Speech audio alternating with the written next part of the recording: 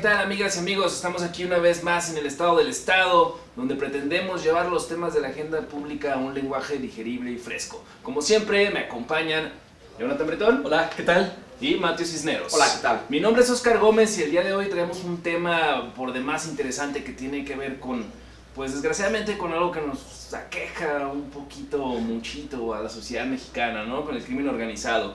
Resulta ser que en días pasados la periodista Anabel Hernández, esta autora de los libros como Los Señores del Narco o El Traidor, dio unas declaraciones donde decía que, no sé si recuerdan a Edgar Villarreal, la Barbie, que se le sonriendo en su detención, y todos decíamos, ¿de qué se ríe la Barbie? Bueno, ella dice que su sonrisa es porque lo habían mandado a asesinar a un policía corrupto, pero lo detuvieron, y en este desentramaje sale a relucir pues que él era tanto agente como de la DEA, esta agencia de informante, y también de el FBI. Sí. Eso tiene un impacto interesante porque pues involucra a ¿quién estaba en ese tiempo? De secretario de Seguridad. Ajá. Genaro García Luna. ¿Y dónde está Genaro García Luna ahorita? ¿Y quién era el presidente con Genaro García Luna? Felipe Calderón. Híjole, a ver, ¿qué me dices, Bretón? ¿Quién me pone en contexto de los dos? Aquí va la cosa. Anabel Hernández desde hace mucho tiempo ha estado, escribió el libro de Los Señores del Narco, que es el que tú mencionas, Oscar, y efectivamente en días pasados ella salió públicamente a decir que la Corte de Atlanta ya exhibió sus archivos que eran secretos anteriormente, y ahí se confirma la información de que Edgar Valdés Villarreal, la Barbie. Hay una pequeña corrección, era informante de la DEA. Entonces, lo que es curioso es cómo la DEA puede tener, por un lado, a la Barbie, ¿no? que es su informante, pero por el otro ya se ha dicho anteriormente que también personas cercanas al mismo Chapo, incluso el Mayo, fueron informantes de la DEA. Entonces, lo interesante es cómo se desarrolla la información que fluye a través de los gobiernos, sobre todo del gobierno de Estados Unidos, y como tú muy bien lo preguntas, ¿en qué posición queda ahora el expresidente, que además está a punto de formar un partido político? Interesante, ¿y tú? No, pues sumamente preocupante en el sentido de que exhibe el nivel de infiltración del crimen organizado en las instituciones públicas, ¿no? Y también llama mucho la atención que casi 10 años después salga a relucir esta situación. Anabel Hernández ciertamente es una persona que ha desarrollado al menos los libros más populares, los más conocidos, que ciertamente tienen algún rigor de investigación, que también valdría la pena observar que tiene algunas posibles imprecisiones, ¿no? Porque contrastan con algunos otros libros de algunos otros escritores, ¿no? Pero es, digamos, que la que se ha metido más profundamente en la historia del narcotráfico en México, ¿no? Desde la década de los 70s, analiza a través de la conformación de lo que se conoció como el Gran Cártel de Guadalajara. Incluso se asentaron los sinaloenses aquí en Guadalajara, posteriormente crecieron este gran emporio que era monopólico incluso, y posteriormente se hizo una fragmentación de grupos al interior. Eran una familia en un inicio, o al menos todos tenían algunos lazos familiares. Sí. Después se salió todo de control precisamente por la infiltración, por el involucramiento de los grupos criminales en las instituciones públicas. Y lo que vemos ahorita es este conocido personaje, la Barbie, se hizo famoso precisamente por aquellos videos, ¿no? Que aparentemente se estaba burlando, se estaba riéndose en una detención, ¿no? Sí. Que uno lo podría interpretar como cinismo. Dices, bueno, pues no tiene nada que perder, una vida así. Al parecer fue porque la libró. La libró de la muerte. Porque quizás se estuvieron a punto de matar, ¿no? Exactamente. Como mencionas. Puede ser. ¿Y tú cómo te pondrías en una situación así? Digo, para empezar, yo no andaría en esa zona. Oye, ese es un sicario, a mí yo veo sangre y me desmayo, y ese cabrón eso se dedicaba a descuartizar gente. Sí. Pero bueno, vamos a llevarlo al Estado mexicano y lo preocupante que resulta ser, ¿no? Cómo este sujeto, no solo en el gobierno mexicano, que ya vemos que sí estaba enlazado, quien era el superpolicía, era el que estaba de cierta manera vinculado, que ahora, como tú dices, 10 años después, pues sí, en el momento era difícil que lo vislumbráramos. Aparte, pues no creo que alguien creería eso, ¿no? De tu gobierno. Digo, de alguna manera yo creo que sí puede existir esta relación, o se tiene que tener en el mapa todo eso, pero de eso a hacer negocios y estar con ellos vinculados, a mí me parece preocupante. Según Anabel Hernández, la Barbie, Edgar Valdés, era informante de la DEA desde 2008. Y a él lo detuvieron en 2010, lo extraditaron 5 años después, es decir, lo extraditaron en el sexenio de Calderón, en el de Peña Nieto, no en el de Calderón, y él actualmente se encuentra en ese juicio. Aquí lo que es interesante es, como ahorita mencionábamos, García Luna está en pleno proceso en Nueva York. ¿Qué es lo que podría ocurrir si la Corte de Nueva York solicita que Edgar Valdés, que la Barbie, sea uno de los que vayan a testiguar? ¿Qué es lo que podría pasar si esta persona llega al juicio de García Luna y qué implicaciones tendría? Estaríamos hablando de que incluso podría tocar las fibras de un expresidente mexicano. Sí, ¿Otro juicio del siglo? No lo sé, pero incluso el Chapo también está declarando constantemente, precisamente por el proceso que todavía sigue en su contra, en Estados Unidos. Y sobre todo que se presume que su organización criminal todavía sigue teniendo actividad aquí en México. Pues claro, ¿no? ¿Viste lo que pasó con su hijo?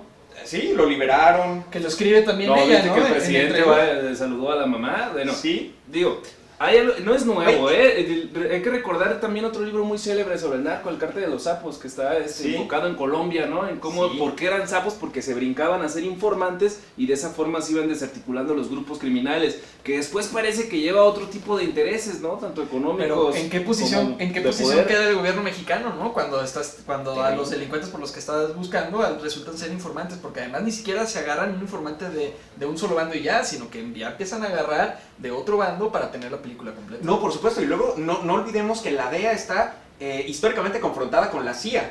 Sí. Y cada una de las organizaciones de Estados Unidos tenían a sus informantes, y cada uno de sus informantes posiblemente pertenecían a grupos criminales, digamos, encontrados, ¿no?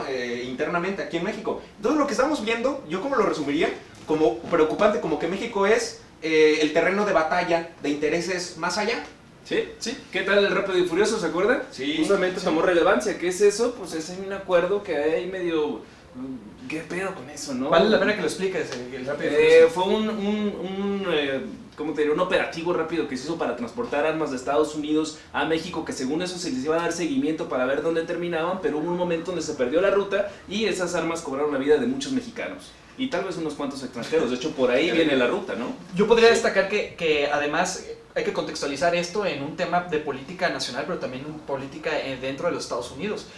Cuando ocurrió esto de la Barbie como informante de la DEA y cuando ocurrió este operativo de Rápido y Furioso, el presidente de los Estados Unidos era Obama. Entonces estamos en medio de un proceso electoral. ¿Cómo? ¿El Premio Nobel de la Paz? Sí, estamos en medio de un proceso electoral donde en este caso Obama juega una parte importante. Digo, no, se habla de la posibilidad de que su esposa vaya en la fórmula con el candidato demócrata Joe Biden. Entonces, en este sentido, pues Trump puede utilizar esta estrategia para decir, bueno, pues vamos aclarando qué es lo que pasó hace unos añitos, ¿no?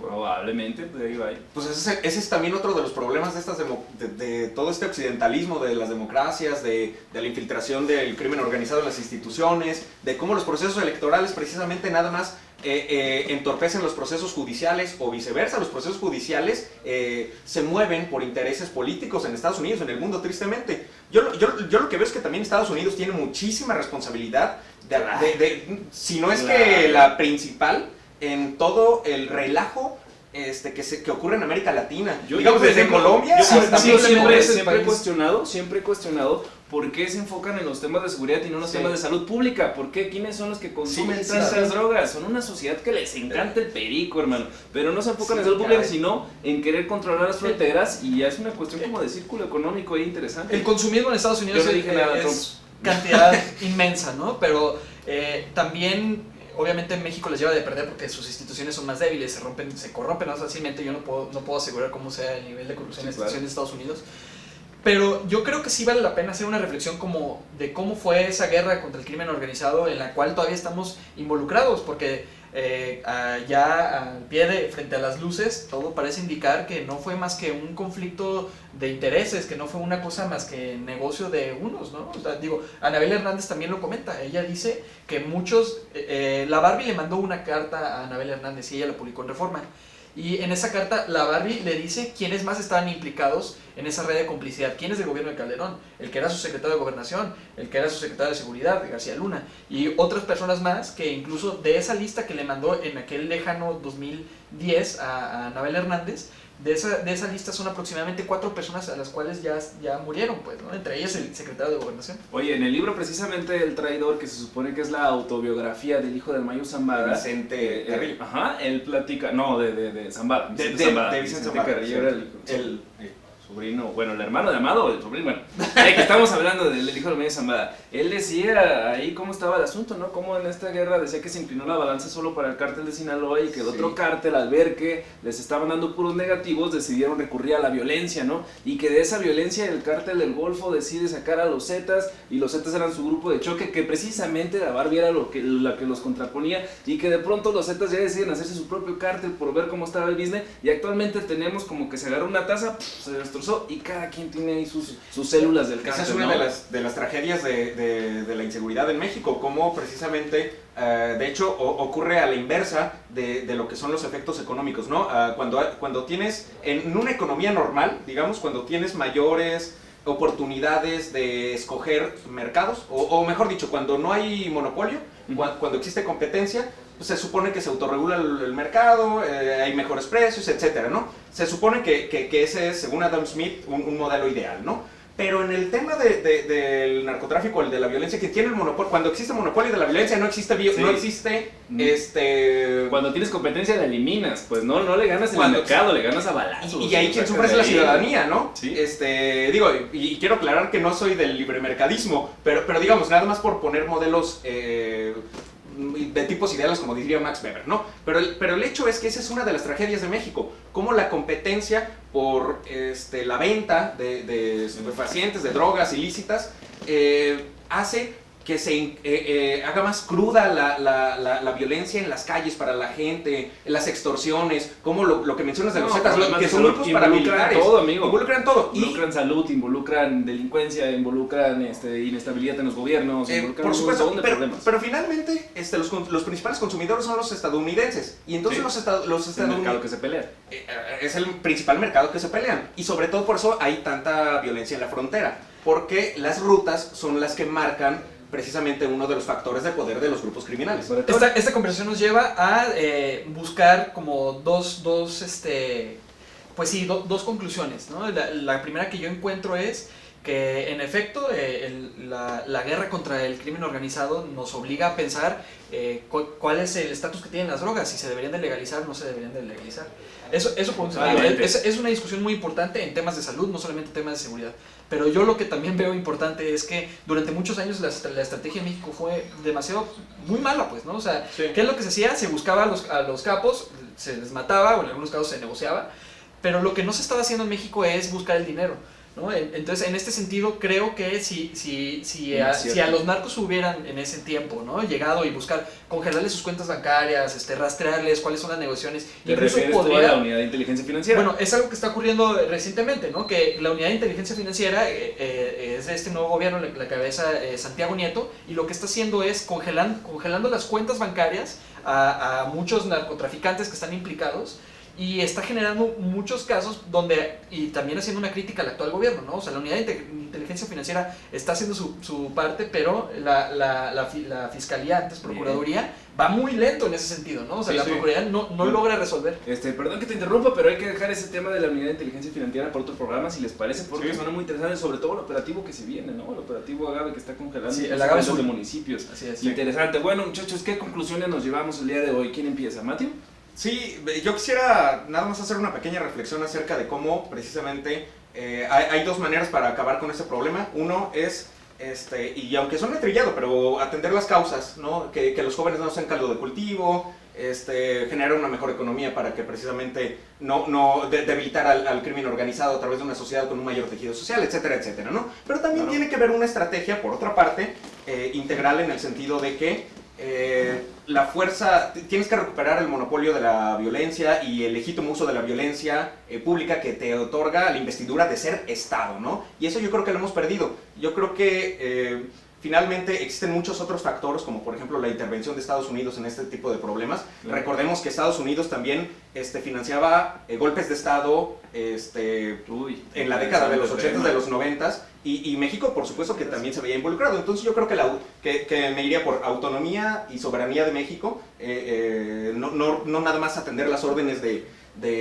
los gobiernos locales o los gobiernos federales de la DEA, de la CIA o de las instancias norteamericanas. Claro. Yo sé que es difícil por todo lo que involucra, pero eso sería un tema, y también tener una estrategia de seguridad pública a partir de la inteligencia. Ya lo mencionaba Bretón, lo del tema de la unidad financiera, atacar a los capos así. Yo no vería una diferencia radical entre las anteriores estrategias de Felipe Calderón, de Peña Nieto, con la actual en términos de estrategia de seguridad pública, de atender, digamos, los delitos de alto impacto. Y yo creo que tiene que haber una estrategia en ese sentido, y de atacar con inteligencia las corporaciones. Bueno, yo pienso que esta guerra contra el narco, algunos consideran que es una guerra fallida. Lo que sí exhibe es una fragilidad en las instituciones mexicanas. La ola de violencia que se ha desencadenado, muchísimos muertos en este país. Tal parece que esa guerra, si fue una cosa de negocio de algunos, terminó el pueblo, terminó poniendo la sangre, y eso ha sido una cosa muy dolorosa que no es fácil de quitarnos, ¿no? O sea, también pensamos en buscar una solución contra la guerra contra el narco como si fuera algo utópico, pero quizás sí se puede solucionar. Quizás el problema en México sí se pudiera llegar a regularizar, como lo había dicho hace un momento, el tema de la legalización por un lado. Por el otro, creo que la importancia de que haya justicia en el país, ¿no? Justicia a las víctimas, y el luchar contra la corrupción y contra la impunidad también serían muy importantes.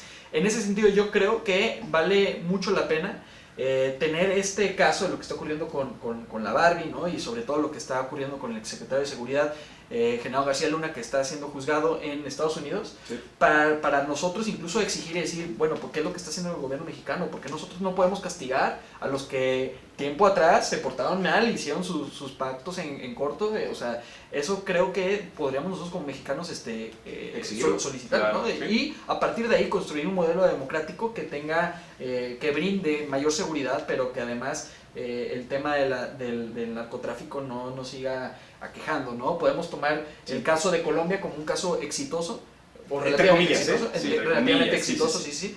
Pero bueno, creo que aún falta mucho.